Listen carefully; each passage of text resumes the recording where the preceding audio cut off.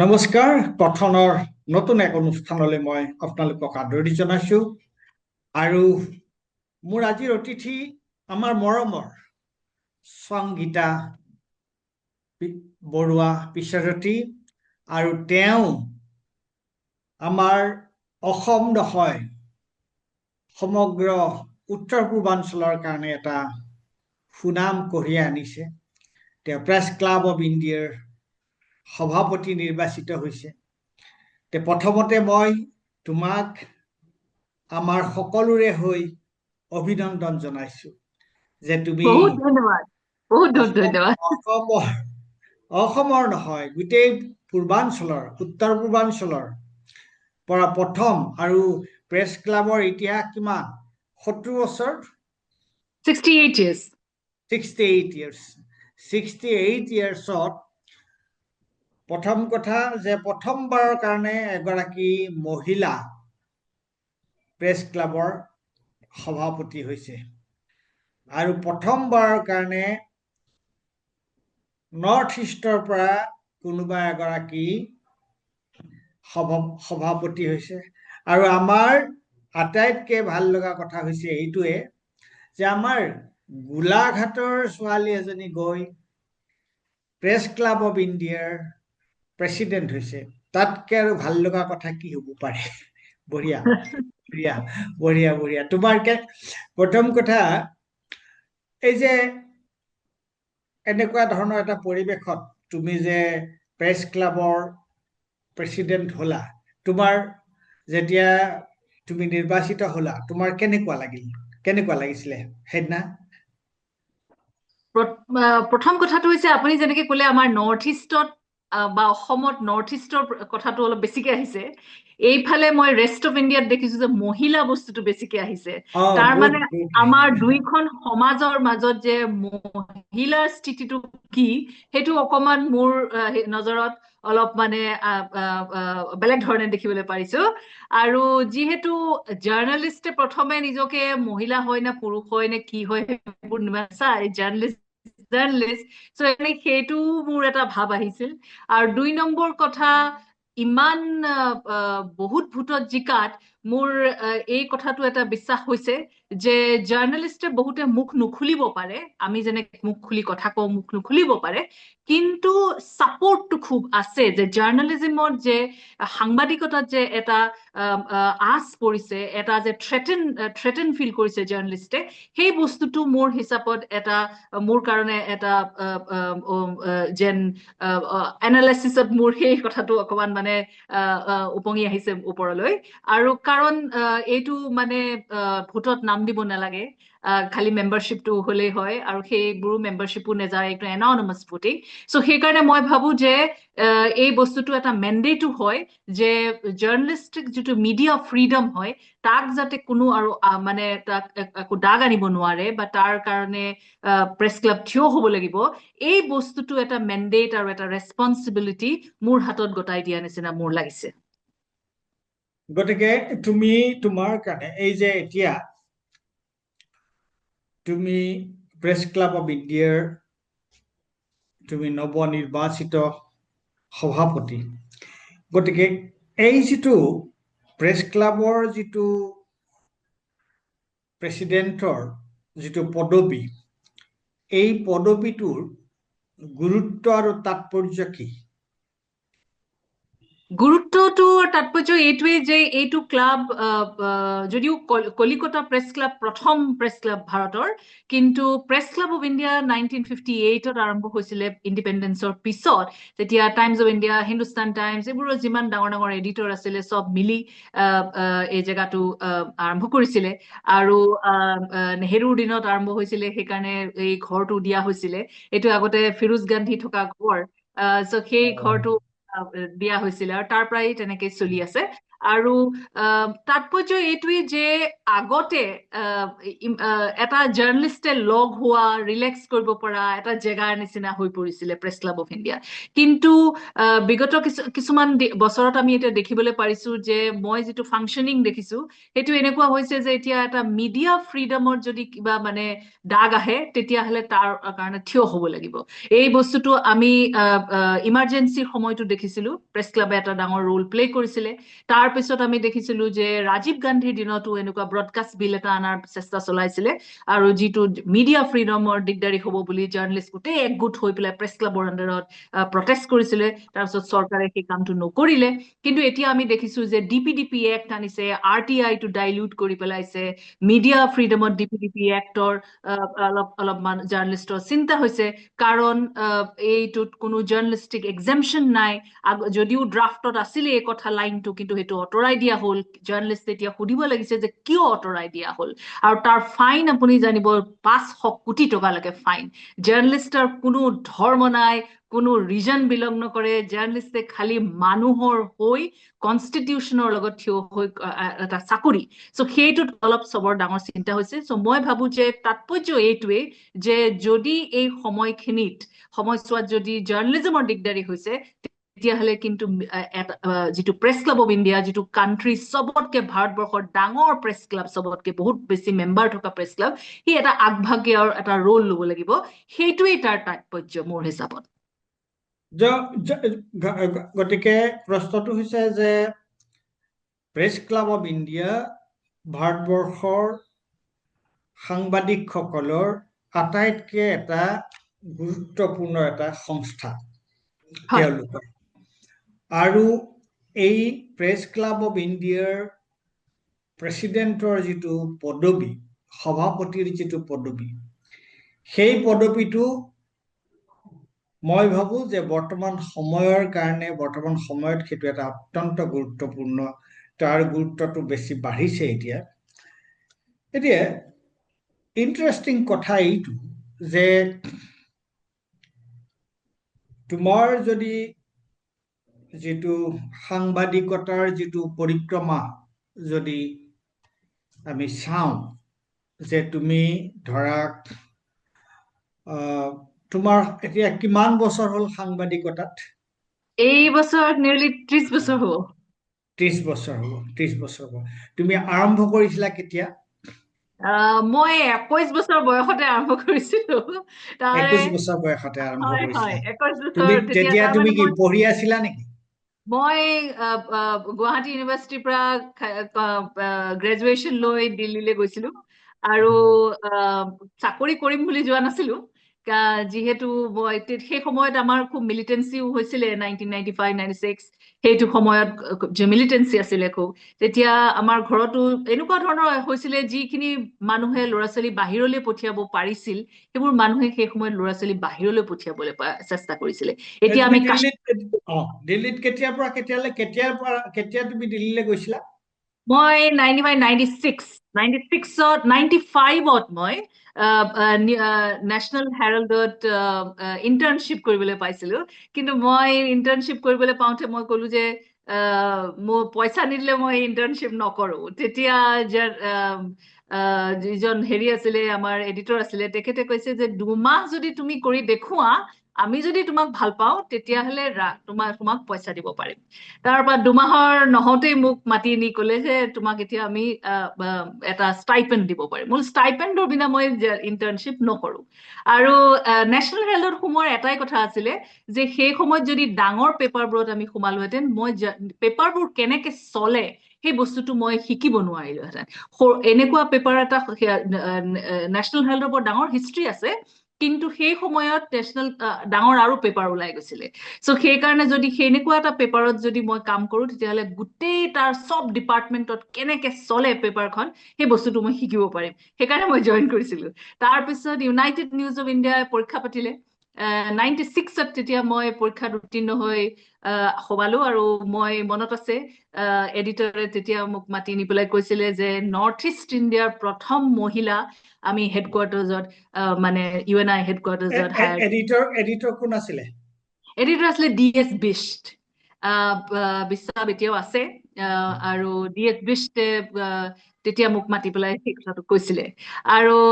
মোৰ মনত আছে তেতিয়া আৰু অসমৰ এজন ল'ৰাও তাত আছিলে সেই সময়ত প্ৰশান্ত বৰা মহিলা নৰ্থ ইষ্টৰ বা অসমৰ কোনো তেওঁলোকে দিল্লীৰ অফিচত হায়াৰ কৰা নাছিলে মোৰ আগতে চ' সেইটো তেওঁলোকৰ কাৰণে এটা ডাঙৰ কথা আছিলে আৰু ময়ো তেতিয়াহে ভাবিছো যে অসমৰ মহিলা অসমৰ অন্য কাম কাজত নৰ্থ ইষ্টৰ মহিলা বহুত আগবাঢ়ি থাকে কিন্তু এই এৰিয়াটোত নাই চ' সেইকাৰণে আৰু ইউনাইটেড নিউজ অফ ইণ্ডিয়া তেতিয়া এটা ডাঙৰ সংস্থান আছিলে নিউজ এজেঞ্চি UNI আৰু PTI-টো তেতিয়ালৈকে মহিলা অহাই নাই নৰ্থ ইষ্টৰ চ' সেইকাৰণে মই ভাবো যে দুইটা এজেঞ্চিতে চাগে প্ৰথম মই এজেঞ্চিৰ নৰ্থ ইষ্টৰ প্ৰথম মহিলা চ' সেই তেনেকে কাম কৰাৰ পিছত মই 2001 চনত মই আহিলো হিন্দু নিউজ পেপাৰত দ্য হিন্দুৰ ফিচাৰ্ছ ডিপাৰ্টমেণ্ট হিন্দুৰে তেতিয়া প্ৰথম দিল্লীত মানে এডিশ্যন খুলিছে আৰু ফিচাৰ্ছ ডিপাৰ্টমেণ্ট খুলিব বিচাৰিছে তাতো তেনেকে এপইণ্টমেণ্ট হ'ল আৰু সেইবাবে বহুত দিন তাত চাকৰি কৰিলো তাৰপিছত যেতিয়া ৱায়াৰত মোৰ তেতিয়াৰ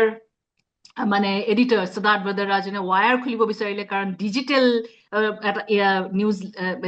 জাৰ্ণালিজমটো আগবাঢ়িবলৈ লৈছে বোলো ডিজিটেল যদি আমি নকৰো তেতিয়াহ'লে আমি পিছ পৰি যাম কৰবাত চ' সেইকাৰণে মই ডিজিটেলি আহিলো কিন্তু মোৰ এটা কণ্ডিশ্যন আছিলে যে নৰ্থ ইষ্টক কাভাৰ কৰিবলৈ দিব লাগিব কাৰণ আমাৰ কি হয় নৰ্থ ইষ্টৰ ষ্টৰিবোৰ ৰিপৰ্টাৰ চবেই ৰাখে পেপাৰবোৰে বা টেলিভিশ্যন চেনেলবোৰে কিন্তু তেওঁলোকক যিখিনি পৰিমাণে সময় দিব লাগে জেগা দিব লাগে স্পেচ দিব লাগে সেইটো নিদিয়ে আৰু পেপাৰবোৰে কয় যে জেগা নাই সময় মানে ইমান জেগা নাই ডিজিটেলতো জেগাৰ প্ৰব্লেম নাই সেইকাৰণে আৰু আমাৰ কাহিনীবোৰ হৈছে অতি কমপ্লেক্স আমি দুটা সেন্টেন্সতে আমাৰ ষ্টৰিবোৰ কৈ দিব নোৱাৰো আমাৰ হিষ্ট্ৰী খুব কমপ্লেক্স আৰু আমাৰ নৰ্থ ইষ্টৰ হিষ্ট্ৰী বাহিৰৰ মানুহে নপঢ়ে ৰেষ্ট অফ ইণ্ডিয়াই নাজানে চ' সেইকাৰণে আৰু বহুত এক্সপ্লেইন আমি কৰিব লাগে তো সেইকাৰণে এই চৰ্তটো মই ৰাখিছিলো সিদ্ধাৰ্থ বৰদৰাজনৰ ওচৰত তেওঁ মোক ক'লে যে সেইটো মই এগ্ৰি কৰিম তেতিয়াহ'লে আহা সেই তেনেকে নৰ্থ ইষ্টৰ মই মানে আৰম্ভ হ'ল ৰিপৰ্টিং কৰা আৰু বেছিভাগ মানে পইচাটো ইমান নাই নহয় তেতিয়াহ'লে ফোনত কথা পাতিব লাগে আৰু মই খুব গ্ৰেটফুল যে আমাৰ গোটেই ৰিজনৰ মানুহখিনিয়ে মানে ফোন কৰিলে ফোনটো উঠাই তেওঁলোকৰ কাভাৰেজটো বিচাৰে চ' সেই বস্তুটোত মই মানে খুব হেপী আৰু ফাইনেলি সেই তাৰ পৰাই গৈ পেলাই মই লেখকো হলো পেংগুইনে কণ্টেক্ট কৰিলে প্ৰথম কিতাপখন তেনেকে হ'ল তাৰপিছত দ্বিতীয় কিতাপখন হ'ল প্ৰথম কিতাপখন মই আচৰিত যে আমাৰ অতি 40 বছৰৰ আগৰ আমাৰ মানে ফৰেনাৰ্ছ এজিটেশ্যনৰ এটা মানে ডাঙৰ কাণ্ড যিটোত মানে আমাৰ নৰ্থ ইষ্টৰ অসমৰ গোটেই পলিটিক্সটো মানে হিঞ্জ কৰা ডিপেণ্ড হয় কিন্তু এখন মেইন ষ্ট্ৰীম পাব্লিশ্বাৰৰ এখন কিতাপ নাই আচৰিত কথা অসমীয়াত আছে কিন্তু সেইটো নাই চ' সেইকাৰণে মই যে সেই এটা গেপ ফিল আপ এখন আছিল নেকি এই যে তোমাৰ সঞ্জীৱ হাজৰিকাৰ সঞ্জয় হাজৰিকাৰ এইটো মানে মিলিটেঞ্চিৰ ওপৰতহে আছাম এজিটেশ্যনৰ ওপৰত নহয় ফৰেনাৰৰ ইছ্যুটো তাৰ মানে মোৰ কিয় হ'ল NRCৰ সময়ত যেতিয়া চবেই ৰিপৰ্টিং কৰিবলৈ লাগিলে কিন্তু তেওঁলোকৰ কোনো বেকগ্ৰাউণ্ড নাই যি পাৰিছে তাকে লিখিছে আৰু তাৰোপৰি মই যিবোৰ লেখো সেইবোৰে বিনা মানে চাইটেশ্যন কৰিয়ে কোট কৰি দিয়ে নিজৰে যেন এনেকুৱা ধৰণৰ কিছুমান কাণ্ড মই দেখিবলৈ পাৰিছিলো তাৰপিছত পেংগুইনে সেইকাৰণেই চাগে মোক কণ্টেক্ট কৰিলে যে যদি এখন কিতাপ লিখিব পাৰি ফাইনেলি যেতিয়া কিতাপখন ওলাল বহু মানুহে যেতিয়া খুব ভাল ৰিভিউ হৈছে আৰু তাত কিছুমানে লিখিছে যে এইখন অকল মানে নৰ্থ ইষ্টৰ মানে অসমৰ অকল এণ্টি ফৰেনাৰ এজিটেশ্যনৰ কাহিনীয়ে নহয় এইটো অসম হিষ্ট্ৰীৰ কাহিনী মই তেতিয়া ভাবিছো যে আমাৰ কাহিনীবোৰ ইমান কমপ্লেক্স যে এটা কথা খালি অকল ক'ব নোৱাৰি বহুত কথা ক'ব লাগিব তেতিয়াহে মানুহে বুজি পাব গতিকে এই তোমাৰ যিটো পৰিক্ৰমা প্ৰথম কথা হৈছে যে তুমি যেতিয়া পঢ়ি আছিলা তেতিয়াই ইণ্টাৰ্ণশ্বিপ কৰিবৰ কাৰণে তুমি নেশ্যনেল হেৰাল্ডত সোমালা আৰু তুমি তাৰ নেশ্যনেল হেৰাল্ডৰ পৰা তুমি 2001ত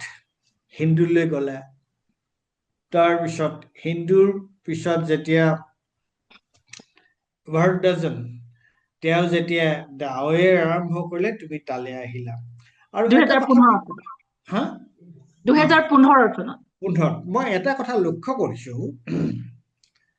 যে তোমাৰ যিটো সাংবাদিকতাৰ যিটো তোমাৰ যিডাল গ্ৰাফ এইডাল মই এটা বস্তু লক্ষ্য কৰিছো যে আৰম্ভণিৰ পৰা এতিয়ালৈ, আৰু মই ভাবো যে এইটোৰ লগত এই যিটো নিৰ্বাচনী ফলাফল, এই যিটো তোমাৰ প্ৰেছ ক্লাবৰ নিৰ্বাচনত তুমি যে ইমান ভোটত জয়ী হৈছা, যে তোমাৰ নেশ্যনেল হেৰাল্ডৰ পৰা দ্য হিন্দু হৈ দেৱাৰলৈকে তোমাৰ যিটো পৰিক্ৰমা, তাত বোধ হয় দুটা বস্তু গুৰুত্বপূৰ্ণ, সেইটো আমি বাহিৰৰ মানুহবিলাকে সেইটো লক্ষ্য কৰিছো যেন লাগে। এটা হৈছে যে এক ধৰণৰ পেছাদাৰিত্ব, প্ৰফেশ্যনেলিজিম, আৰু একচুৱেলি প্ৰফেশ্যনেলিজিম বুলি ক'লে বাকী শব্দটো নক'লেও হয়, তথাপি মই কৈছো যে এটা হৈছে পেছাদাৰিত্ব, পেছাদাৰী মনোভাৱ, আৰু অন্যটো হৈছে যে সাংবাদিক এগৰাকীৰ ক্ষেত্ৰত যিটো নিষ্ঠা আৰু সততাৰ প্ৰয়োজন, বোধহয় সেই দুটা কথা তোমাৰ তাত আছে কাৰণেই, বা তোমাৰ তাত সেইটো প্ৰতিফলিত হৈছে কাৰণেই, যে এটা তোমাৰ এই এটা ট্ৰাইং টাইমত, এনেকুৱা ধৰণৰ এটা সংকটৰ সময়ত সকলোৱে, মানে সাংবাদিকসকলে তোমাক হিয়া ভৰা, তোমাৰ কাৰণে আটাইবোৰে তোমাক সমৰ্থন জনাইছে। মই তেনেকুৱা ধৰণে ক'ব পাৰো নেকি কথাটো? সেইটো এতিয়া অন্যহে ক'ব লাগিব, মই ক'বলৈ দিগদাৰ। মই নিজৰ যিটো গ্ৰাফ দেখিছো সেইটোত মই দুটা কথা, এটা হৈছে যে জাৰ্নেলিষ্ট হিচাপে আমি বহুত ধৰণৰ মিডিয়াম আছে, যেনেকে নিউজ এজেন্সি হ'ল, নিউজ পেপাৰ হ'ল, তাৰপিছত ডিজিটেল আহিলে, এতিয়া AI আহিছে,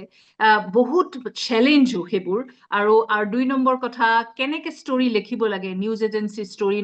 ব্ৰেকিং নিউজ হোৱাৰ আগতেই ব্ৰেকিং নিউজ হৈছিলে সেইটো জামানাত, তো সেইটো কেনেকে কৰিব লাগে, ফিচাৰ ৰাইটিং কেনেকুৱা হ'ব,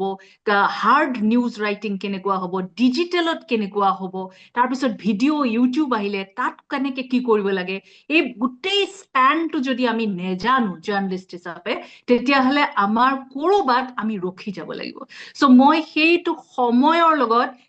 মানে সময়ৰ পম খেদিহে এই জেগাবোৰ মই চুজ কৰিছিলো। চ' মই ভাবো যে জাৰ্নেলিষ্টে এই কামখিনি কৰিব লাগিব। যেনেকে আজি এতিয়া আপুনি মই আমি জাৰ্নেলিজমেই কৰি আছো, আমি কথা পাতি আছো ভিডিঅ' কৰি পেলাই। যদি সেইবোৰ আমি নেজানো, তেতিয়াহ'লে জাৰ্নেলিষ্ট হিচাপে আমাৰ ক'ৰবাত আমি ৰখি যাব লাগিব। সেই চিন্তাটো মোৰ আছিল। আৰু দুই নম্বৰ চিন্তাটো হৈছে, যদি মই নৰ্থ ইষ্টৰ পৰা আহিছো, অসমৰ পৰা আহিছো, মই কিন্তু নিজৰ জেগাটো এৰি দিব নালাগিব। মোৰ নিজৰ জেগাটোৰ ওপৰতো মই জাৰ্নেলিজম কৰিব লাগিব। মোৰ নিজৰ জেগাটোক মই প্ৰথমে জানিব লাগিব। সেইকাৰণেহে মই এই চেলেঞ্জটো লৈছিলো যে নৰ্থ ইষ্ট মই কাভাৰ কৰিব লাগিব। আৰু মই মানে দেখিছিলো যে হিন্দু বা এইবোৰ মানে পেপাৰত কি হয়, এটা ষ্ট্ৰাকচাৰ ফ'ল' কৰে। যিহেতু তেওঁলোকৰ ৰিপৰ্টাৰ আছে নৰ্থ ইষ্টত, তেতিয়াহ'লে প্ৰথম ৰিপৰ্টটো বা মই এনালাইচিছ কৰিব পাৰো, কিন্তু ৰিপৰ্টিং তেনেকে ইমানকে নহয়। চ' সেইকাৰণে মই যেতিয়া ৱায়াৰলৈ আহিলো, তেতিয়া মই এই কণ্ডিশ্যনটো দিলো যে মই দিল্লীত থাকিও কৰিব পাৰো, মই ভালকে কৰি দেখুৱাম। চ' সেইটো তেওঁ মোক বিশ্বাস কৰিলে, যিহেতু তেওঁ মোৰ কাম কাজ দেখিছিলে। আৰু তাৰপিছত মই দেখিলো যে এবছৰ নোহোৱাৰ ভিতৰতে স্ক্ৰল আছিলে তেতিয়া আমাৰ কম্পিটিটৰ, স্ক্ৰলে অৰুণৱ শইকীয়াক মানে অসমত মানে নিযুক্তি দিছে, নৰ্থ ইষ্ট কাভাৰ কৰিবলৈ। খুব ভাল ৰিপৰ্টাৰ, খুব ভাল কাম কৰিছে। মই তেতিয়া ভাবিছো যে যদি আমি আমাৰ মাজত এই কথাটো আগবঢ়াই নিওঁ, তেতিয়াহ'লে কিন্তু আমি নটিচলৈ আহিব পাৰো। আৰু সেইকাৰণে মই ভাবো যে ডিজিটেলৰ এটা ডাঙৰ ৰোল নৰ্থ ইষ্টত আহিলে, যে নৰ্থ ইষ্টৰ নিউজ এতিয়া ক'তো ৰখি নাযায়, ডিজিটেলে এই বস্তুটো আগবঢ়ালে। আৰু এতিয়া বহুত সংস্থান মই দেখিছো, আপোনালোকৰ সংস্থানো দেখিছো, যে এতিয়া আৰু মাধ্যমটো আগবাঢ়ি গৈছে। তাক মানে আমাৰ ক'তো কোনোবাই স্পেচ দিব বুলি আমি ৰখি থাকিব নালাগে, আমি এই টেকনলজিটো ইউজ কৰি আমি কৰিব পাৰো। চ' সেইকাৰণে মই ভাবো যে সেই সময়ত যদি মই মানে আহিব লাগিছিল, আৰু মই আহিলো। চ' সেইকাৰণে জাৰ্নেলিষ্টে এতিয়াও মোৰ ৰিজনটোত এইটোৱে মোৰ কথা, যে যিমান ভাল খবৰ দিব পাৰে, কিন্তু এথিক্স মেইনটেইন কৰিহে দিব লাগে। যি টি কথা কৈ তাৰ কোনো ভেলু নথকা বা তাৰ কোনো বেকিং দিব নোৱাৰা কথা যদি ফেক্টছৰ লগত জড়িত কথা নকয়, তেতিয়া কিন্তু জাৰ্নেলিজমটো উইকেন হৈ যাব। সেইকাৰণে দাদা, মোৰ এই দুটা কথাতে মই অন্যই যি কয় মই নাজানো, কিন্তু মোৰ ৰিজনটো মই আগবঢ়াই সদায় লৈ যাব লাগিব মোৰ জাৰ্নেলিজম জাৰ্নেলিজিমত আৰু 2 নম্বৰ কথাটো হৈছে যে মই নতুন বস্তুৰ টেকনলজি এটা ডাঙৰ চেলেঞ্জ হৈছে এতিয়া সেইখিনিৰ লগত মনত ৰাখিহে জাৰ্নেলিজিম কৰিবলৈ শিকিব লাগিব নহলে আমাৰ সময়ত কৰবাত ৰখি যাব লাগিব তিনিটা কথা তুমি মই দুটা কথা কৈছিলো তুমি তিনিটা কথা ক'লা আৰু এই যিটো তৃতীয় যিটো কথা সেইটো এটা অত্যন্ত গুৰুত্বপূৰ্ণ কথা তুমি যেতিয়া জাৰ্নেলিজিমৰ তুমি যেতিয়া সাংবাদিকতাৰ তুমি যেতিয়া পাতনি মেলিছিলা দিল্লীত তেতিয়া মই নেশ্যনেল বুক ট্ৰাষ্টত তোমাৰ অসমীয়া বিভাগৰ এডিটৰ হৈ আছিলো দিল্লীত 91ৰ পৰা তোমাৰ 96-97লৈ তাৰপিছত মই স্কলাষ্টিকত গৈছিলো আৰু তেতিয়া মই আমাৰ অফিচটো আছিলে গ্ৰীণ পাৰ্কত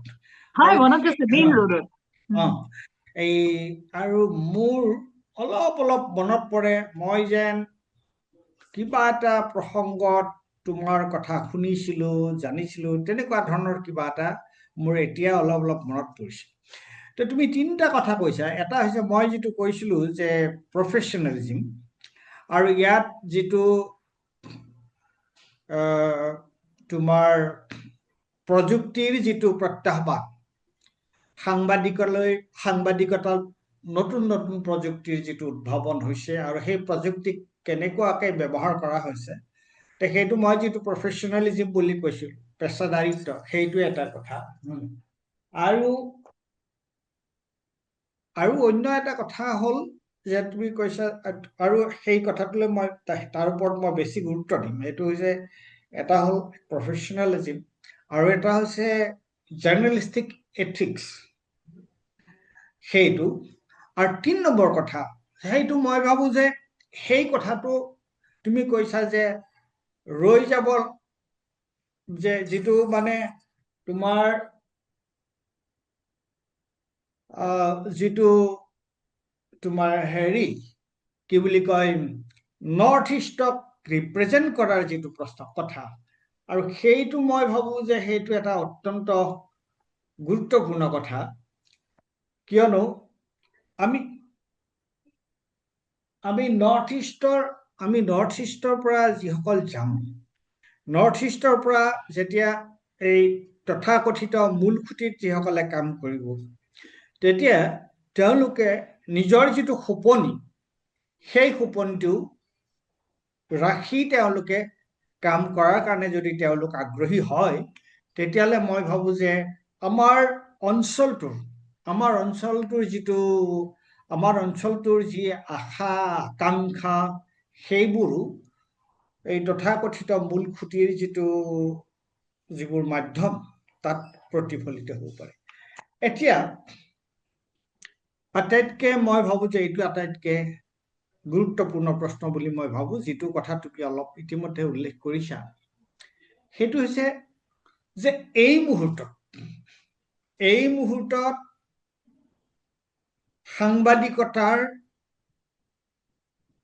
সাংবাদিকতালৈ অহা মূল যিবোৰ প্ৰত্যাহ্বান এই প্ৰত্যাহ্বানবোৰ কি এই প্ৰত্যাহ্বানবোৰ কেনেকুৱা এক আৰু এতিয়া তুমি এটা অত্যন্ত গুৰুত্বপূৰ্ণ পদবীলৈ আহিছা আৰু এই মুহূৰ্তত মইতো ভাবো যে এইটো এটা ঐতিহাসিক এটা দায়িত্ব মই সেইকাৰণে আচলতে তোমাৰ লগত এই ইণ্টাৰভিউটো কৰিবৰ কাৰণে মই খুব আগ্ৰহী হৈ আছিলো যে এইটো এটা ঐতিহাসিক দায়িত্ব গতিকে প্ৰথম প্ৰশ্নটো হৈছে যে এই মুহূৰ্তত ভাৰতবৰ্ষত গণতন্ত্ৰৰ যিটো সংকট যিটো কথা সেইদিনা পৰাকালা প্ৰভাকাৰে আমাৰ যি প্ৰতিষ্ঠা দিৱসৰ যিটো বক্তৃতা দিলে বৰ সুন্দৰ বক্তৃতা এটা দিলে তেওঁ যে ভাৰতবৰ্ষৰ আমাৰ যিটো গণতন্ত্ৰ সেই সংকটত নিমজ্জিত হৈছে নেকি গতিকে এতিয়া ভাৰতবৰ্ষত যিটো সময় চলি আছে আৰু এই সময়ত সাংবাদিকতাৰ প্ৰত্যাহ্বানবোৰ কি আৰু প্ৰেছ ক্লাব অফ ইণ্ডিয়াৰ প্ৰেচিডেণ্ট হিচাপে সেই প্ৰত্যাহ্বানবিলাকৰ লগত তুমি কেনেকুৱাকে মোকাবিলা কৰিম বুলি ভাবিছা? দাদা মই এই যিটো আউটগোয়িং টিম আছিলে তাৰো মই ভাইচ প্ৰেচিডেণ্ট আছিলো নৰ্থ ইষ্টৰ পৰা প্ৰথম সেইটো এটা পজিশ্যন ভাইচ প্ৰেচিডেণ্ট পজিশ্যন তাৰপিছতহে মই প্ৰেচিডেণ্টলৈ আহিছো কিন্তু মই এই আপোনাৰ লগত মই সন্মত যেতিয়া আপুনি এই কথাটো কৈছে যে বহুত তেনেকুৱা চেলেঞ্জ আহিছে এতিয়া মিডিয়া ফ্ৰীডমৰ ওপৰত গোটেই ভাৰতবৰ্ষত আৰু তাৰ কাৰণে মই ভাবো যে অতি ডাঙৰ এই চেলেঞ্জটো হৈছে এটা ডেমক্ৰেচিৰ কাৰণেও চেলেঞ্জ ভাৰতবৰ্ষ হৈছে পৃথিৱীৰ চবতকে ডাঙৰ এখন গণতন্ত্ৰ আৰু যাক প্ৰাইম মিনিষ্টাৰ মোদীয়েও কয় যে মাদাৰ অফ অল ডেমক্ৰেচি বুলি কয় কিন্তু যদি মাদাৰ অফ অল ডেমক্ৰেচি হয় তেতিয়াহ'লে তাত এটা মিডিয়া ফ্ৰীডম জাৰ্ণালিজিমৰ যিটো ফৰ্থ পিলাৰ বুলি কোৱা হয় ডেমক্ৰেচিটো ভাইব্ৰেণ্ট ৰাখিবৰ কাৰণে চ' সেইটো ৰোল আমাৰ কাৰণে এটা ডাঙৰ চিৰিয়াছ ৰোল আৰু যদি সেইটোত যদি কিবা আঁচ আহে তেতিয়াহ'লে কিন্তু চিন্তা কৰিব লাগিব অকল মিডিয়া মানুহে চিন্তা কৰিলে নহ'ব বা জাৰ্ণালিষ্টে চিন্তা কৰিলে নহ'ব এইটো হৈছে প্ৰতিজন ভাৰতীয় মানুহৰ চিন্তা হ'ব লাগে কাৰণ কিয় হ'ব লাগে জাৰ্ণালিজিমটো কি বস্তু জাৰ্ণালিজিমটো হৈছে অপজিশ্যনক বাৰে প্ৰতি প্ৰশ্ন কৰি থকা জাৰ্ণালিজিম নহয় যিটো মেইন জাৰ্ণালিজিম হৈছে সেইটো হৈছে যিটো পাৰ্টিয়ে পাৱাৰত থকা চৰকাৰ যাৰেই চৰকাৰ হওক সেই চৰকাৰখনক প্ৰশ্ন কৰাটো তাৰ মানে ক্ৰিটিকেলি তেওঁলোকৰ বস্তুখিনি এনালাইজ কৰা আৰু সেইটো কাৰ কাৰণে কৰে মানুহ জনতাৰ কাৰণে কৰা হয় জনতাই যাতে খবৰ ভালকে পাই থাকে নিজৰ ডিচিশ্যন নিৰ্ণয় ল'বলৈ যাতে সুবিধা হয় কিন্তু সেইটোৱে আমাৰ কাম আৰু জাৰ্ণালিষ্টৰ কামটো হৈছে কনষ্টিটিউচনৰ লগত লাগি থকা এটা চাকৰি তাত কোনো মানুহৰ মানে নিজৰ পাৰ্চনেল ইণ্টাৰেষ্ট বা বায়াস নাথাকে বা থাকিব নালাগে যদি এতিয়া কিছুমান এতিয়া ৰবিশ কুমাৰে এটা টাৰ্ম উলিয়াইছে গদি মিডিয়া মোৰ হিচাপত গদি মিডিয়াটো মিডিয়াই নহয় কাৰণ যদি সেই মিডিয়াটোৱে যদি মানে চৰকাৰৰ কথাহে কৈ আছে চৰকাৰৰ গুণেই গাই আছে তেতিয়াহ'লে পাব্লিক ৰিলেশ্যনহে কৰিছে তাৰ কাৰণে এটা ছেপাৰেট চাকৰি আছে সেই চাকৰিটো চাগে কৰিছে কিন্তু সেই চাকৰিটো নিউজ চেনেলবোৰে ধৰি নিউজ চেনেল বুলি চলাই দিছে আচলতে এইবোৰ পাব্লিচিটি চেনেল এতিয়া পাব্লিচিটি চেনেলত আপুনি দেখিব গোটেই ভাৰতবৰ্ষত অসমতো আমি দেখিছো কিছুমান পলিটিচিয়ানে নিজৰ এই তেনেকুৱা চেনেলবোৰ খুলি লৈ পেলাই তেওঁলোকৰ যিখিনি সুবিধা হয় সেই কথাবোৰ ক'বলৈ ধৰিছে ষ্টৰিবোৰ যিবা ৰিপৰ্টবোৰ তেওঁলোকৰ সুবিধা মতে সেই এংগলবোৰ আগবঢ়াই দিয়ে তাৰমানে মানুহে আচল খবৰ পাবলৈ এতিয়া বৰ দিগদাৰী হৈছে মানুহৰ চ' দিগদাৰী হোৱা মানেই হৈছে যে ডেমক্ৰেচিলৈ সংকট অহা ত' মোৰ এনেকুৱা এটা সময়ত মই প্ৰেচিডেঞ্চি পাইছো য'ত নেকি এই বস্তুখিনিৰ ওপৰত আমি খুব ডিছকাছ কৰিব লাগে কেনেকে তাক আমি আগবঢ়াই নিব লাগে আৰু কেনেকে আমি জাৰ্ণালিষ্ট বেছিভাগ জাৰ্ণালিষ্ট মই দেখিছো যে ভালকে কাম কৰিব বিচাৰে জাৰ্ণালিষ্ট হৈ থাকিব বিচাৰে কিন্তু এতিয়া কি হৈছে কৰ্পৰেট মিডিয়াৰ এটা মডেল আহি গৈছে পলিটিচিয়ানে অউন কৰা মানে এটা মডেল আহি গৈছে ভাৰতবৰ্ষত এইটো এটা ডাঙৰ সংকট ডেমক্ৰেচিৰ কাৰণে জাৰ্ণালিষ্টে নিজে কাৰো কাৰণে এই এনেকে চৰকাৰৰ পাব্লিক ৰিলেশ্যন অফিচাৰ হ'বলৈ নিবিচাৰে কিন্তু তেওঁলোকৰ অ'নাৰবোৰ এডিটৰবোৰ চবতকে ডাঙৰ সংকট আনিছে এতিয়া জাৰ্ণালিজিমৰ ডাঙৰ এডিটৰবোৰে সেই এডিটৰবোৰে ভয়ত চলি আছে নহলে তেওঁলোকে এই কিবা সুবিধাৰ কাৰণে আগবাঢ়ি গৈছে কমন জাৰ্ণালিষ্ট যি গ্ৰাউণ্ডলৈ যায় সেই জাৰ্ণালিষ্টে কিন্তু জাৰ্ণালিজিম কৰিবলৈ বিচাৰে কেতিয়াবা বহুত ক্ষেত্ৰত মানে ষ্টৰি লৈ আহে ৰিপৰ্ট লৈ আহে এইবোৰ নচলে বা কাটি কুটি চলাই দিয়া হয় সেইকাৰণে জাৰ্ণালিষ্টক কমন জাৰ্ণালিষ্টক মই ইমান দুখ নিদিওঁ মই দুখ দিওঁ যিখিনিয়ে অ'নাৰশ্বিপ ল'বলৈ পাইছে সুবিধা পাইছে পলিটিচিয়ানবোৰে কেনেকে সুবিধা পাইছে এখন নিউজ পেপাৰ চলাবলৈ তেওঁলোকে কৰিবনো কি তেওঁলোকৰ নিজৰ কথাখিনিহে আগবঢ়াবলৈ পাৰ্চনেল চেনেল খুলি লৈছে তাৰপিছত এডিটৰবোৰে জাৰ্ণালিজিমৰ মুখা পিন্ধি আছে তেওঁলোক এডিটৰ নহয় যি এডিটৰে জাৰ্ণালিষ্টক মানে ছাপৰ্ট দিব নোৱাৰে যে জাৰ্ণালিজিম কৰাৰ ক্ষেত্ৰত তেওঁ এডিটৰ হোৱাৰ যোগ্যই নহয় তেওঁ পাব্লিক ৰিলেশ্যনৰ অফিচাৰ কমিউনিকেশ্যন স্পেচিয়েলিষ্ট বা তেনেকুৱা ধৰণৰ জেগাত তেওঁ যাব লাগে কাৰণ সেই চাকৰিবোৰ এৰি দিব লাগে মোৰ হিচাপত আৰু জাৰ্ণালিষ্টে কমন মানুহো চিন্তা কৰিব লাগে যে এইবোৰ কি চলিছে তেওঁলোকক খবৰ দিয়াৰ নামত তেতিয়া সেইবোৰ চেনেল বা সেইবোৰ নিউজ পেপাৰ নপঢ়িলেই হ'ল এতিয়া টেলিভিশ্যনত আপুনি এতিয়া ডিজিটেল মাধ্যমত আপুনি দেখিব এটা ডেমক্ৰেচি আহি গৈছে ফ্ৰীডম আহি গৈছে আপুনি বহুত তেনেকুৱা সৰু খবৰ মানে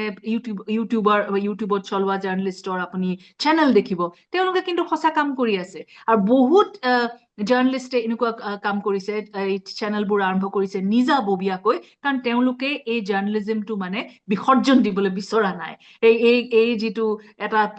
মানে প্ৰবৃত্তি চলিছে তাক জইন কৰিবলৈ চেষ্টা কৰা নাই। মোৰ কাৰণে সেইবোৰহে আচল জাৰ্নেলিষ্ট, কাৰণ ভয় তেওঁলোকে খোৱা নাই, আৰু যদি ভয় খায় তেতিয়াহ'লে জাৰ্নেলিজম কৰিব নোৱাৰে। এইটো এটা তোমাৰ মানে আমাৰ কাৰণে এইটো এটা কিমান ভাল কথা যে যি সময়ত সাংবাদিকতা কেনেকুৱা ভয় ভাবুকিৰ সন্মুখীন হৈছে, আৰু সাংবাদিকতা ভয় ভাবুকিৰ সন্মুখীন হৈছে এইকাৰণেই যে আমাৰ এই সময়ত ভাৰতবৰ্ষৰ গণতন্ত্ৰই অস্থিৰ হৈ পৰিছে, বা সাংবিধানিক প্ৰমূল্য বা যিবোৰ গণতান্ত্ৰিক অনুষ্ঠান, সেই অনুষ্ঠানবিলাকৰ তাৰ যিটো স্বতন্ত্ৰতা, সেইবোৰেই নোহোৱা হৈ আহিছে। গতিকে এই মুহূৰ্তত দিল্লীৰ দৰে ঠাই, আৰু দিল্লীত য'ত আমাৰ দেশৰ ৰাজধানী, তাত ভাৰতবৰ্ষৰ আটাইতকৈ বেছি সাংবাদিক থকা ঠাই, বা যিবোৰ মূল যিবিলাক বাতৰি কাকতেই হওক বা ডিজিটেল মিডিয়াই হওক বা টেলিভিশ্যন চেনেলেই হওক, সেই আটাইবোৰ তাত আছে। আৰু তাত প্ৰেছ ক্লাবৰ এই যিটো পদবী, এই যিটো পজিশ্যন, সেই পজিশ্যনত যিগৰাকী মানুহ আছে, তুমি তাত সেই পদবীটো সেই পদবীটো তুমি পাইছা এতিয়া। গতিকে মই ভাবো যে এইটো এটা অত্যন্ত প্ৰত্যাহ্বানমূলক, অত্যন্ত চেলেঞ্জিং এটা কাম নহয়নে এতিয়া তোমাৰ কাৰণে? তুমি নাভাবানে? এইটো এটা ডাঙৰ চেলেঞ্জিং, মোৰ কাৰণে বা মোৰ টিমৰ কাৰণে এটা ডাঙৰ চেলেঞ্জিং এটা মানে কাম চকুৰ আগত। কিন্তু আমি যিটো উৰ্জা পাওঁ, আমি যিটো এনাৰ্জি লৈছো, সেইটো হৈছে আমাৰ যিখিনি জাৰ্নেলিষ্টে যিমানে ভোট দিয়ে চবেই এই ছাপোৰ্টটোত, যে আমি দৰকাৰ হলে আমি এতিয়া মানে এইটো ওলাই আহিব লাগিব। এনেকুৱা ধৰণৰ কিছুমান কথা বহুত জাৰ্নেলিষ্টেও কৈছে যে জাৰ্নেলিজমেই যদি কৰিব নোৱাৰো তেতিয়াহ'লে আমি এনেই চাকৰিবোৰ ধৰি থাকি কি লাভ। তাৰ মানে যদি ডেমক্ৰেচিতেই আমি এই কামটো কৰিব নোৱাৰো, কাৰণ জাৰ্নেলিষ্টৰ কোনো কাৰোলৈ পাৰ্চনেল ভেণ্ডেটা এইবোৰ নাথাকে, বা most ক্ষেত্ৰত থকা নাই আৰু থাকিবও নালাগে। মই যদি কাৰোবাৰ ওপৰত যদি ষ্টৰি কৰিছো, কাৰোবাৰ যদি দিগদাৰ হৈছে কোনোবা পলিটিচিয়ানৰ বা কাৰোবাৰ ইণ্ডাষ্ট্ৰিয়েলিষ্টৰ, মোৰ পাৰ্চনেল একো নাই, কাৰণ মই মানুহক খবৰ দিব লাগে। মোৰ কাম হৈছে মই মানুহক খবৰ দিব লাগে। কোনোবাই যদি গণতন্ত্ৰৰ পৰিপন্থী, এটা যদি তোমাৰ পাব্লিক ইণ্টাৰেষ্ট, মূল কথাটো হৈছে পাব্লিক ইণ্টাৰেষ্ট। দিছ ইনষ্টিটিউচনছ, এই ইনষ্টিটিউচন বিলাক আছে কি কাৰণে? টু চাৰ্ভ দ্য পিপল, ন? হয় নাই? য'ত তোমাৰ জনগণ স্বাৰ্থ, জনসাধাৰণৰ স্বাৰ্থ যদি বিঘ্নিত হৈছে, আৰু সেই সন্দৰ্ভত মাত মতাটো হৈছে সাংবাদিকৰ প্ৰথম আৰু প্ৰধান কৰ্তব্য। গতিকে আমাৰ কাৰোবাৰ কুৎসাৰটনা কৰা, কিবা কৰা, সেইবোৰ আমাৰ পাৰভিউৰ বাহিৰৰ কথা। কিন্তু আমাৰ কাৰণে আটাইতকৈ গুৰুত্বপূৰ্ণ কথা কি? আমাৰ কাৰণে আটাইতকৈ গুৰুত্বপূৰ্ণ কথাটো হৈছে যে সাংবিধানিক প্ৰমূল্য আৰু জনস্বাৰ্থ যদি বিঘ্নিত হৈছে, তাত কাৰ কাৰণে বিঘ্নিত হৈছে সেইটো ডাঙৰ কথা নহয়। জনস্বাৰ্থ যদি বিঘ্নিত হৈছে, তেতিয়াহ'লে সেইটো আমি ৰাইজৰ আগলৈ উলিয়াই আনিব লাগে। আৰু মই এইটোতে মানে এটা বৰ ভাল কথা হৈছে এইটো। আৰু তোমাৰ এতিয়া যিটো টিম, সেই টিমটো, তুমি যিটো টিমক নেতৃত্ব দিবলৈ ওলাইছা, সেই টিমটো কেনেকুৱা তোমাৰ? Interesting team. তাৰমানে বহুত চিনিয়ৰ জাৰ্নেলিষ্টো আছে, য়াং জাৰ্নেলিষ্টো আহিছে বিভিন্ন ক্ষেত্ৰৰ পৰা,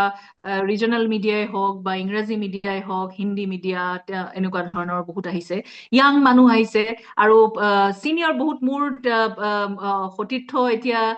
3 গৰাকী ডিপ্ল'মেটিক এডিটৰ, হিন্দুৰ এডিটৰ, ABPৰ এডিটৰ, আৰু তাৰোপৰি হেৰি এইটো কি বুলি কয় হিন্দুস্তান টাইমছৰো। চ' তেনেকে বহুত মানে ফৰেন এফেয়াৰ্ছত খুব ষ্ট্ৰেংথ থকা, তাৰপিছত পলিটিক্সত ষ্ট্ৰেংথ থকা, কালচাৰেল ফিল্ডত ষ্ট্ৰেংথ থকা, এডিটিঙত ষ্ট্ৰেংথ থকা, সেই আৰু কেমেৰা ফটোগ্ৰাফিত ষ্ট্ৰেংথ থকা। চ' গোটেই এটা তেনেকুৱা এটা আমব্ৰেলা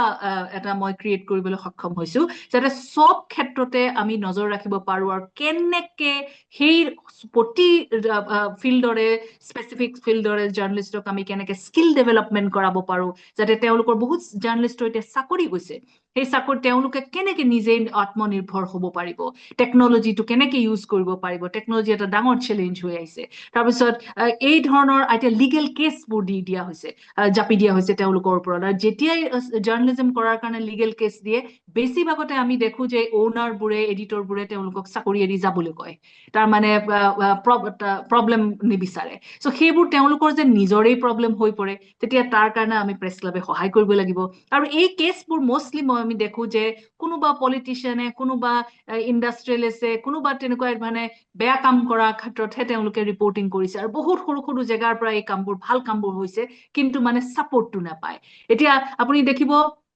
আপুনি যিহেতু পাব্লিক ইণ্টাৰেষ্টৰ কথা কৈছে, আমি কিমান ষ্টৰী দেখিছো, কিমান ৰিপৰ্ট দেখিছো যে মানুহৰ এই যে ইনফ্লেশ্যন হৈছে, বস্তুৰ দাম বাঢ়িছে, তাৰ কাৰণে মানুহৰ ইমান দিগদাৰী হৈছে, সেই কথাটো আমি কিমানখিনি নিউজ পেপাৰ বা টেলিভিশ্যন চেনেলত এই ডিছকাশ্যনবোৰ আমি দেখো। আৰু কিমান আমি চাকৰি বাকৰি নাইকিয়া হৈছে মানুহৰ, সেইবোৰত আমি ক'ত দেখিবলৈ পাৰিছো এই ষ্টৰিবোৰ। মানুহৰ যিখিনি প্ৰব্লেম মানুহৰ আছে, সেই ডিছকাশ্যনবোৰ ফাইনেলি নহয়। তাৰপিছত কি হয়, চবতকে ইজি কথাটো হৈছে যে কোনোবা এজন পলিটিচিয়ানে বা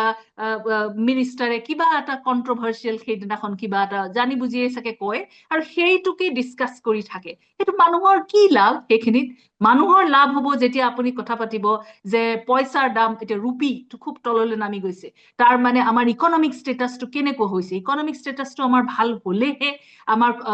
মানে কমন মানুহে ৰেহাই পাব। খালি কেইটামান ইণ্ডাষ্ট্ৰিয়েলাইজ ধনী হৈ পেলাই বাহিৰৰ জেগাত দেখুৱাবলৈ গ'লে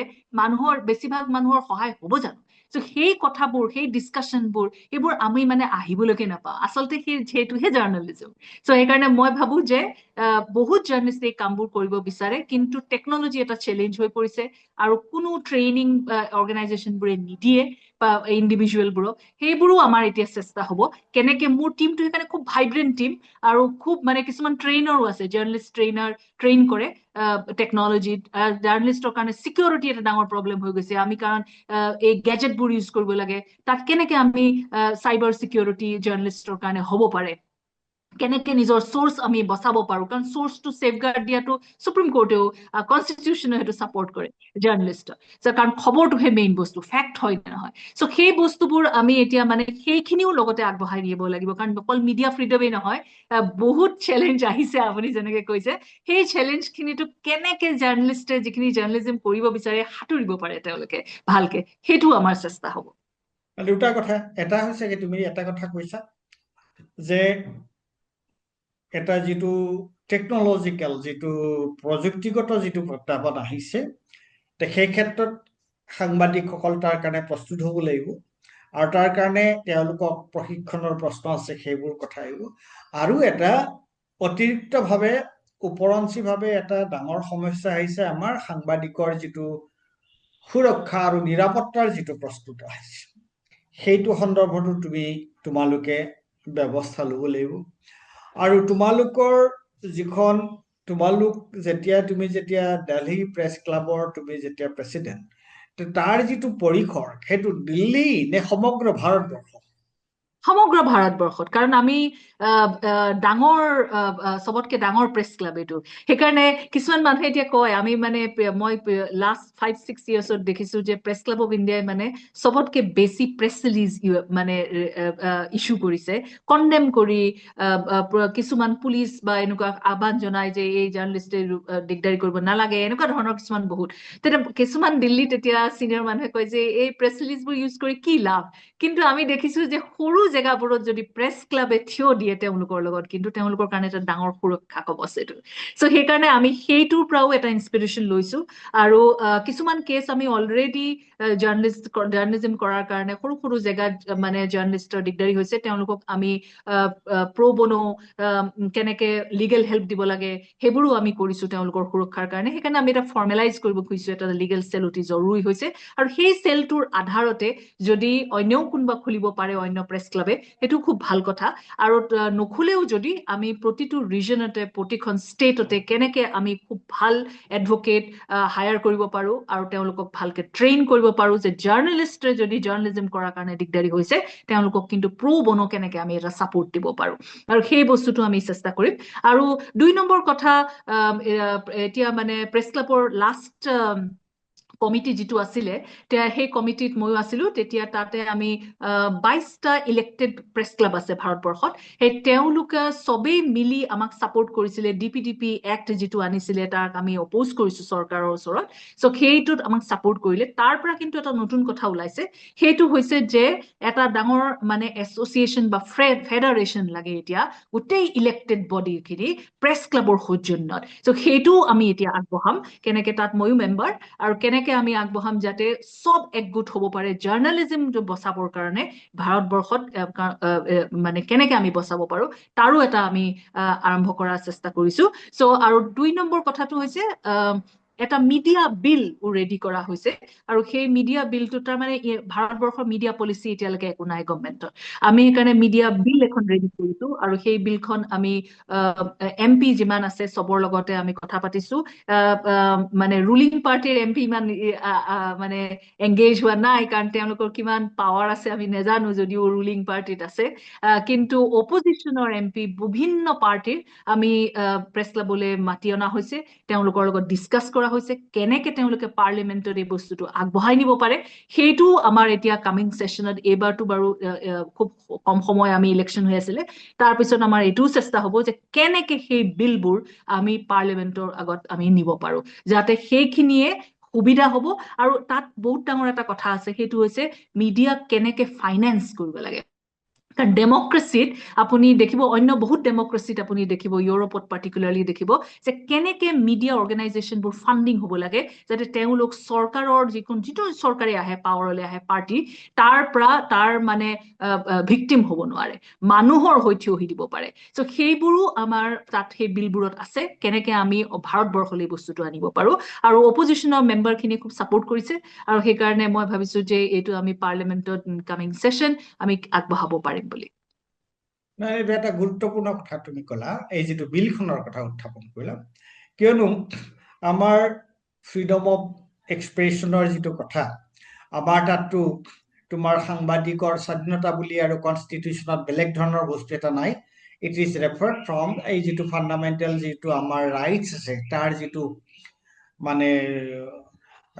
মত প্ৰকাশৰ যিটো স্বাধীনতা, সেই তাৰ লগতে জড়িত হৈ থাকে। আৰু লগতে তুমি অন্য এটা কথা খুব গুৰুত্বপূৰ্ণ প্ৰশ্ন কৰিছা, যে আমি যদি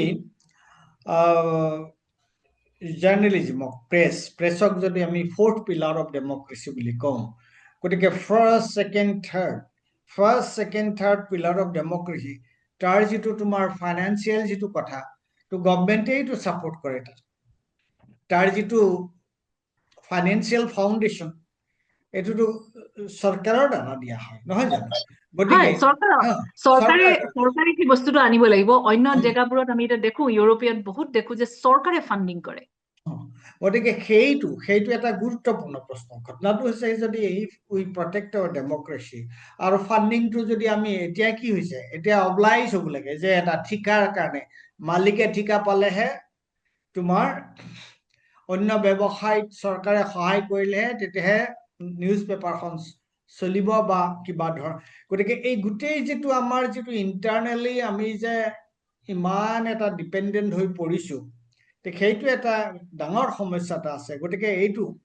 এই যে এটা প্ৰশ্ন এটা উত্থাপন কৰিলা তুমি, যে বিল এখনত, যদি বিল এখনত তেনেকুৱা ধৰণৰ প্ৰভিজন থাকে, মই ভাবো যে এইটো এটা অত্যন্ত গুৰুত্বপূৰ্ণ কথা হ'ব। গতিকে এতিয়া আমি আলোচনাৰ সামৰণি মাৰিম। মই এটা কথা, মই তোমাৰ লগত এই সাক্ষাৎকাৰটো ল'ব বিচাৰিছিলো এইটো কথাৰ কাৰণে, যে মই লক্ষ্য কৰিছো যে যেতিয়াই তুমি সভাপতি নিৰ্বাচিত হলা প্ৰেছ ক্লাব অফ ইণ্ডিয়াৰ, তেতিয়াৰে পৰা মই দেখিছো যে আমাৰ অসমত বা বিভিন্ন ক্ষেত্ৰত বৰ বেলেগ ধৰণৰ এটা উৎসাহ উদ্দীপনা, তোমাৰ প্ৰতি এটা বেলেগ ধৰণৰ সদ্ভাৱ শুভেচ্ছাৰ এটা মই দেখা পাইছো। আৰু সেইকাৰণে মই ভাবিছো যে সংগীতাৰ লগত এটা ইণ্টাৰভিউ কৰিব লাগে তেওঁ প্ৰেচিডেণ্ট হোৱাৰ পিছত, যে তেওঁৰ ফিলিংছটো তেওঁনো কি অনুভৱ কৰি আছে। গতিকে এইটো এটা অত্যন্ত প্ৰত্যাহ্বানমূলক সময়ত গণতন্ত্ৰ যেতিয়া বৰ সাংঘাতিক ধৰণে এটা সংকটত পতিত হৈছে, সেই সময়ত গণতন্ত্ৰৰ ফ'ৰ্থ পিলাৰ হিচাপে, চতুৰ্থ স্তম্ভ হিচাপে, আৰু চতুৰ্থ স্তম্ভৰ দিল্লীৰ দৰে প্ৰেছ ক্লাবৰ সভাপতি হিচাপে এটা অত্যন্ত দায়িত্ব তোমাৰ ওপৰত আহিছে, তোমাৰ যিটো টিম, তোমাৰ যিটো দল তাৰ ওপৰত আহিছে। আৰু মই শুনি খুব ভাল পাইছো যে তোমালোকে ইতিমধ্যে তোমালোকে কাম আৰম্ভ কৰিছা। যিখিনি কথা ক'লা আমি গম পাইছো যে এটা নিৰ্দিষ্ট ডাইৰেকশ্যন, এটা নিৰ্দিষ্ট দিশত তোমালোকে যাবলৈ, তোমালোকে সাংবাদিকতাক লৈ যাবৰ কাৰণে তোমালোকে চেষ্টা কৰিছা। আৰু এইটো এটা অত্যন্ত ভাল কথা, অত্যন্ত আশাপ্ৰদ কথা। এতিয়া তোমাক মই 1 মিনিটৰ ভিতৰত যে তুমি প্ৰেছ ক্লাব অফ ইণ্ডিয়াৰ প্ৰেচিডেণ্ট হিচাপে তুমি আমাৰ এই অঞ্চলটোৰ, আৰু আমি যিহেতু দুইটাই অসমীয়াতে কথা পাতি আছো, গতিকে আমাৰ এই অঞ্চলটোৰ সাংবাদিক সকললৈ তুমি যদি কিবা এটা কথা কোৱা, তুমি 1 মিনিটত তোমাৰ এটা মই তোমাক এটা গুহাৰি এটা জনাবৰ কাৰণে আমাৰ অঞ্চলটোলৈ, আমাৰ অঞ্চলৰ সাংবাদিকসকললৈ তুমি কি ক'বা, সেইটো মই তোমাক 1 মিনিটত ক'বৰ কাৰণে অনুৰোধ কৰিছো। 1 মিনিট নালাগিবই চাগে। মই এইটোৱে ক'ম যে বহুতে ভাল জাৰ্নেলিজম কৰি আছে আৰু বহুত য়াং জাৰ্নেলিষ্ট আছে, খুব ভাল কাম কৰি আছে, মহিলাও আছে। সেই কেতিয়াও যাতে সেই কামটো মানে এৰি নিদিয়ে। আৰু 2 নম্বৰ কথা, ভয় যদি কৰিছে তেতিয়াহ'লে জাৰ্নেলিজম নকৰিব, পাব্লিক ৰিলেশ্যনলৈ যাওক। আৰু ভয় যদি কৰা নাই, পাৱাৰত যিখিনি মানুহ আছে তেওঁলোকৰ মোক প্ৰশ্ন কৰিবলৈ প্ৰস্তুত থাকক, আৰু সেইটোহে জাৰ্নেলিজম। বঢ়িয়া। আৰু সেইটোৱে হৈছে আটাইতকৈ গুৰুত্বপূৰ্ণ কথা, যে প্ৰথম কথা হৈছে ভয় কৰিব নালাগিব। আৰু 2 নম্বৰ কথা যে এটা পেছাদাৰী মনোভাৱ ল'ব লাগিব। আমাৰ সাম্প্ৰতিক সময়ত যিবোৰ নতুন নতুন প্ৰযুক্তি আহিছে, সেইবোৰ সম্পৰ্কে আমি নিজকে ৱাকিবহাল কৰিব লাগিব। সেইবোৰ আমি নিজৰ আয়ত্তলৈ আনিব পাৰিব লাগিব, আৰু আনিলেহে আমি সাংবাদিকতাৰ যিটো প্ৰত্যাহ্বান, সেই প্ৰত্যাহ্বানটো আমি গ্ৰহণ কৰিব পাৰিম। গতিকে সংগীতা, তুমি ইমানখিনি সময় আমাৰ নৰ্থ ইষ্ট নাওৰ লগত কথা পতা, নৰ্থ ইষ্ট নাওক দিয়াৰ কাৰণে, আৰু নৰ্থ ইষ্ট নাওৰ যোগেদি তুমি আমাৰ অঞ্চলটোৰ সাংবাদিকসকললৈ বা সাধাৰণ দৰ্শকৰ জ্ঞাতাৰ্থে যিখিনি কথা কৈছা, তাৰ কাৰণে মই আমাৰ নৰ্থ ইষ্ট নাওৰ পৰা মই হিয়া ভৰা, আৰু মোৰ ব্যক্তিগতভাৱেও তোমালৈ হিয়া ভৰা মই শুভেচ্ছা জনাইছো, অভিনন্দন দিছো, আৰু আশা কৰিছো যে তোমাৰ নেতৃত্বত প্ৰেছ ক্লাব অফ ইণ্ডিয়াই তেওঁলোকে এটা নতুন পদক্ষেপ ল'ব পাৰিব, আৰু নতুন ধৰণে আমাৰ সাংবাদিকসকলক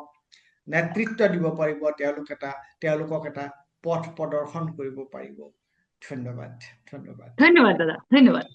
অ'কে।